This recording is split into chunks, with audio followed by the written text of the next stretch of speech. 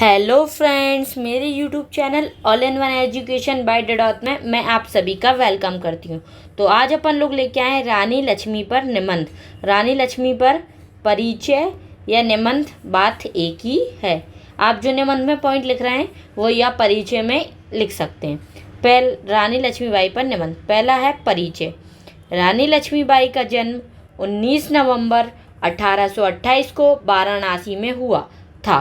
उनका वास्तविक नाम मणिकर्णिका था, जिसे बचपन में मनु कहा जाता था। उनके पिता मोरोपंत तांबे एक मराठा ब्राह्मण थे और माता का नाम भागीरथी बाई था। मणिकर्णिका ने बचपन से ही घोड़सवारी, तलवारबाजी और युद्ध कला में निपुणता हासिल की। वह एक साहसी और निर्भीक महिला के रूप में विकसित हुईं, जो अपने देश की स्वतंत्रता के लिए संघर्ष करने में जुट गईं।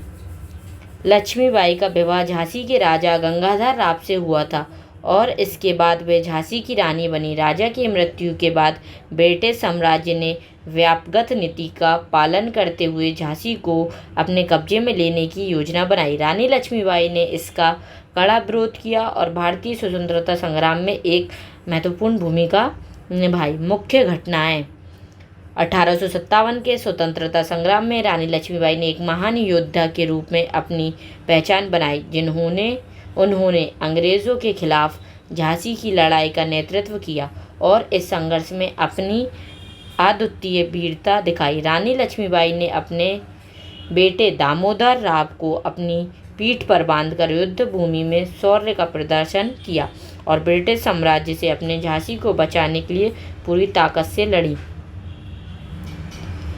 कई महीनों तक ब्रिटिश सेना से मुकाबला करने के बाद रानी ने 1858 में ग्वालियर के निकट अंतिम लड़ाई लड़ी, जिसमें वे वीरगति को प्राप्त हुई। हालांकि उनका बलिदान और संघर्ष भारतीय स्वतंत्रता संग्राम में अमिट छाप छोड़ गया। उपसंहार ये आखिरी पॉइंट है। रानी लक्ष्मीबाई की शौर्य गाथाएं आज भी लोगों को प्रेरणा देती हैं। उनकी वीरता, साहस और मातृभूमि के प्रति निष्ठा ने उन्हें एक आदर्श नेता और स्वतंत्रता संग्राम की नायक बना दिया। रानी लक्ष्मीबाई का जीवन यह सिद्ध करता है कि महिलाएं किसी भी संघर्ष में पुरुषों के बराबर होती हैं। उनकी जिद और दृढ़ नायकता को हमेशा याद किया जाएगा और वे भारतीय इतिहास में एक अमर व्यक्तित्व के रूप में हमेशा जीवित रहेंगी। नारा: मैं अपनी झांसी नहीं दूंगी। ये रानी लक्ष्मीबाई ने नारा दिया था कि मैं अपनी झांसी कभी भी किसी के हाथों में नहीं दूंगी, और वह इतिहास में आज भी महत्वपूर्ण स्थान रखती हैं। अगर आपको मेरी वीडियो अच्छी लगी हो तो please like, subscribe and comment करना ना भूलें।